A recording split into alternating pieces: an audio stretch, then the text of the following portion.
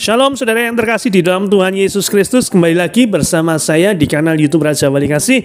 Bersama-sama kita akan merenungkan kebenaran firman Tuhan dengan tema Tuhan perlindunganku. Sebelumnya kita akan berdoa terlebih dahulu. Bapa di surga, terima kasih buat kasih karunia-Mu yang berlimpah atas kami.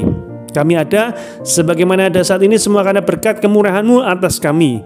Bila sebentar kami hendak membaca, mendengarkan, merenungkan, serta melakukan firman-Mu, Engkau yang mengurapi setiap kami. Kami percaya firman-Mu ya dan amin. Firman-Mu pelita bagi kaki kami dan terang bagi jalan kami. Dan kami percaya ketika firman-Mu disampaikan, yang sakit Tuhan sudah sembuhkan, yang berbeban berat Tuhan memberikan kelegaan, yang putus asa Tuhan memberikan pengharapan yang baru, dan yang berkekurangan Tuhan cukupkan, bahkan berkati berlimpah-limpah. Dalam nama berkat Tuhan kami Yesus Kristus, juga urapi hamba-Mu. Apa yang hamba-Mu sampaikan itu hanyalah kebenaran firman-Mu dan untuk hormat kemuliaan nama-Mu saja. Terima kasih Tuhan Yesus. Haleluya, amin. Saudara yang terkasih di dalam Tuhan Yesus Kristus, apakah yang didapat ketika kita membayangkan tempat perlindungan? Kesan apa yang kita dapatkan ketika kita membayangkan tempat perlindungan? Mungkin kita membayangkan benteng dengan penjagaan yang ketat, atau sebuah gua di mana kita dapat berlindung dari badai hujan yang mengguyur di luar. Apapun kesannya, dapat disetujui bahwa tempat perlindungan adalah tempat yang aman. Ketika Alkitab menggambarkan Allah sebagai tempat perlindungan kita, yang dimaksud ialah bahwa Allah adalah tempat aman bagi kita ketika kita butuh perlindungan dari sesuatu. Ya, itu adalah tempat perlindungan. Berarti Allah sebagai tempat aman bagi kita ketika kita butuh perlindungan dari sesuatu. Mengenai Allah sebagai tempat perlindungan, kita menumbuhkan kepercayaan di dalam Dia.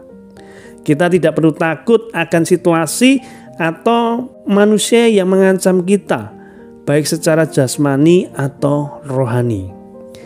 Kita tidak akan menghadapi situasi yang berada di luar kendali Allah.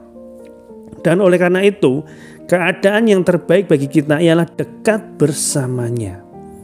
Amsal 18 ayat yang ke-10. Demikian firman Tuhan. Nama Tuhan adalah menara yang kuat. Nama Tuhan sekali lagi adalah menara yang kuat. Kesanalah orang benar berlari dan ia menjadi selamat. Ini menggambarkan bahwasanya hanya di dalam Tuhan Yesus Kristus kita mendapatkan perlindungan, mendapatkan keselamatan. Makanya digambarkan nama Tuhan itu seperti menara yang kuat. Sejalan dengan ini, pertanyaan yang muncul ialah bagaimana kita menjadikan Allah itu sebagai perlindungan kita, tempat perlindungan kita. Mudah membayangkan sebuah tempat perlindungan yang berlokasi di bumi ini. Namun bagaimana caranya menjadikan Allah yang tak dapat kita lihat secara jasmani sebagai tempat perlindungan kita?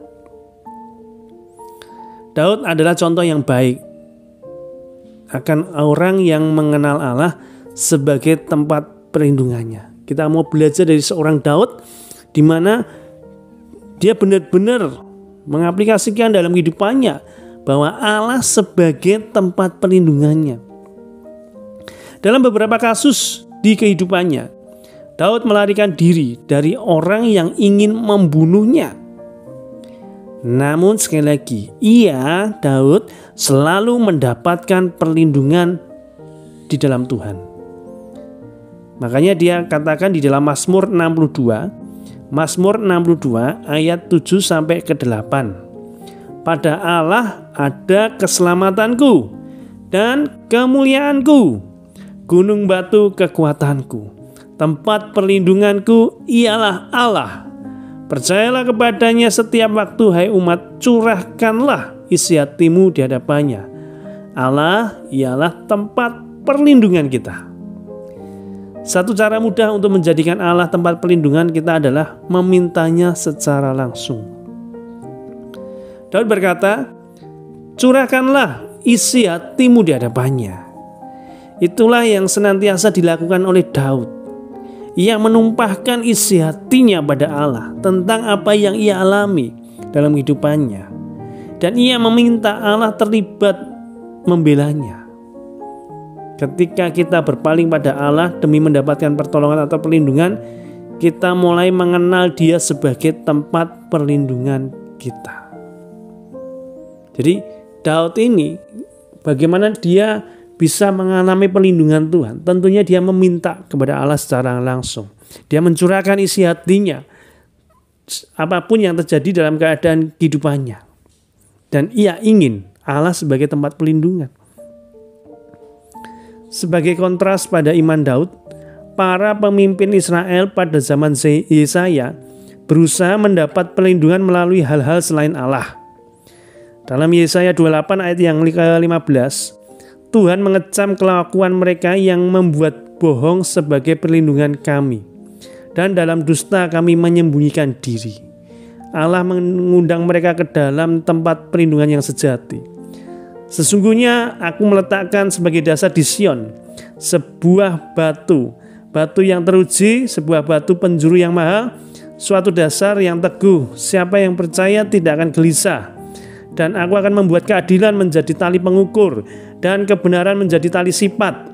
Hujan batu akan menyapu bersih perlindungan bohong dan air lebat akan menghanyutkan persembunyian. Yesaya 28 ayat 16-18.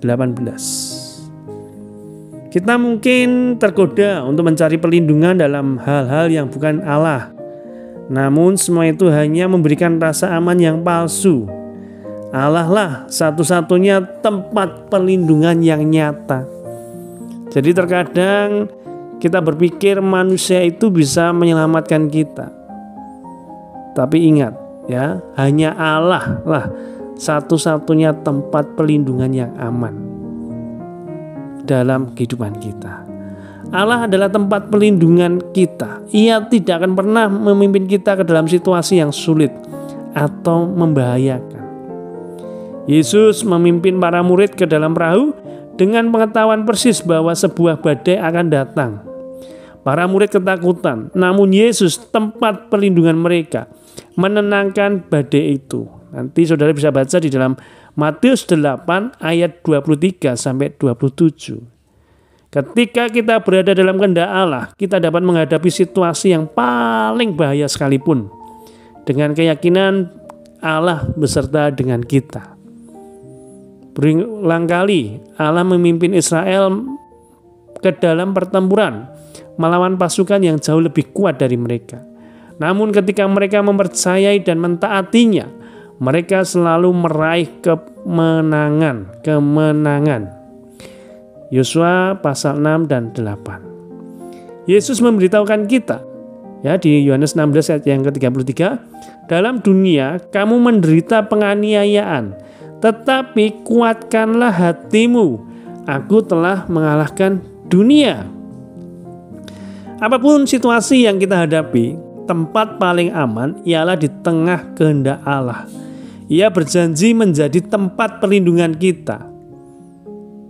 Jadi saudara harus benar-benar menjadikan Tuhan itu sebagai tempat perlindungan yang benar-benar aman, yang benar-benar ada kepastian, yang benar-benar ada pengharapan hanya di dalam Tuhan Yesus Kristus.